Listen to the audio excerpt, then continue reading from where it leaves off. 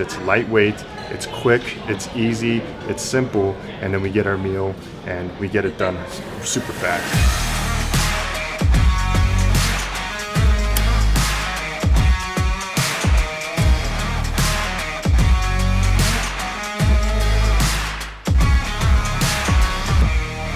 So we're packed up and ready to go, heading back to the Trailhead. It's not too far from here, so when we get back to the Trailhead, we'll get back with you guys and go over some additional items. If you haven't seen the previous trips, which includes an overlanding and a backpacking trip, one in snow and one in rain, go ahead and check it out on their channel.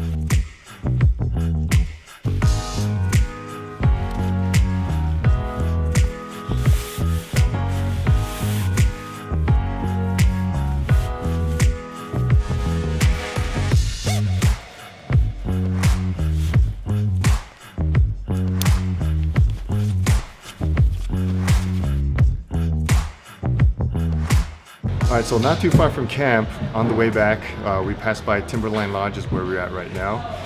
This place is actually pretty cool because if you've seen the movie Shining by Stephen King, this is the lodge that it was filmed around. So what we're gonna do is just kind of take a walk around, take a look. It has some history to it. Katie and I have been here a couple of times and we really enjoy the environment and ambiance here. So we'll do that before we call it a day and head back home.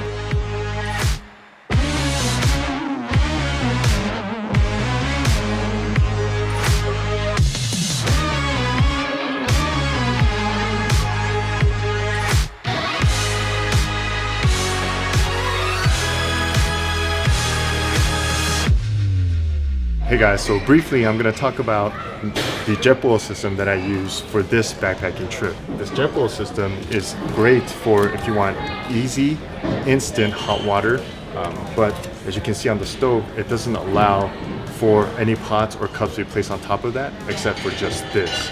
Now, the reason why I like this on backpacking trips like this is I only bring dehydrated meals, and all that requires is just a hot water. Now, the great thing about this kind of system, although it is a little bit heavier than some of the other backpackable stoves, is that for my purpose, I can just wait within a few minutes to get my food in and rehydrate. It's not just about heating up food that is great with hot water. There's some other things you can do. For example, if you saw yesterday when we wanted to make some water, heat it up, you can use snow in this kind of environment. And the thing about snow is where we were backpacked and camped, it was all fresh snow, so it was relatively clean. All we needed to do was boil that for the meal. What you can also do is bring in your own water and then heat that up as well. Now, in cold situations like this, another good thing you can do is to heat up the water, boil it, and then throw it into a Nalgene bottle like this. Throw it into your sleeping bag and stay warm that way as well. That is just another quick, simple solution. Because a few months back, Katie and I went to Arizona where we camped. It was about 0 degrees Fahrenheit, actually precisely 0 degrees Fahrenheit. And we needed to have, Katie was actually kind of shivering in her sleeping bag because it was rated to 15 degrees. So what we needed to do was have quick, warm liquid bottle source like this. And the Jetboil allowed it to happen within a couple of minutes. As you can see in the backpacking community, there's a diverse number of categories and how people can prepare and bring their food to cook at camp. Now, there are people who want to go ultra light and bring the dehydrated meals like the Mountain House meals you saw us cook when we had our backpacking trip. Now, what some people will do is they'll go one step above that and take the dehydrated meals out of the packet and put it into a smaller lightweight saran packet or a Ziploc. That way they reduce some of the weight but still carry in the dehydrated meals. If you want to go ultra lightweight, you can definitely go that way. A few videos back, when you saw us do the car camping overlanding trip, when we cooked our steak, we did exactly that with the wood.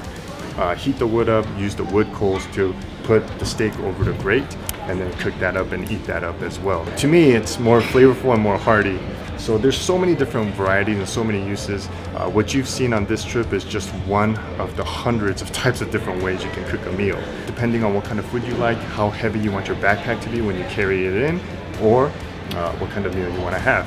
So this is the system we use for this time. We did decide to do it this way because it's lightweight, it's quick, it's easy, it's simple, and then we get our meal and we get it done super fast.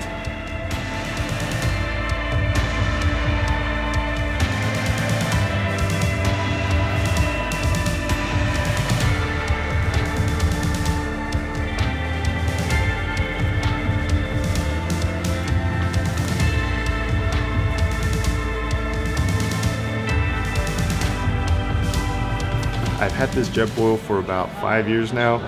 The thing about this is that now the igniter, there's a little igniter on here, which would, when you turn on the gas, should ignite the fire. But because mine is so old, this igniter went out.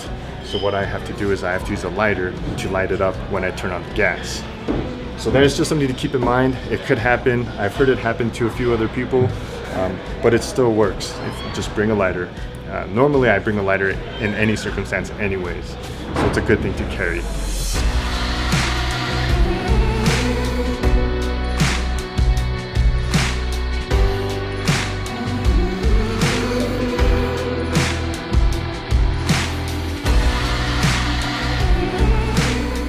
Thank you for joining us on this adventure series. There's more to come actually, so stay tuned. And if you haven't subscribed yet, please subscribe to the Trailhead channel because there's way more like this to come. Also, I have a channel, as I mentioned before, it's the Crocum Outdoors channel. Everything like this, whether it's snowing, raining, sunny, whatever, we go adventuring year-round, backpacking, car camping, overlanding. So I hope you enjoyed this series so far. There's more, like I said, coming, and hope to see you guys soon. Take care, everyone.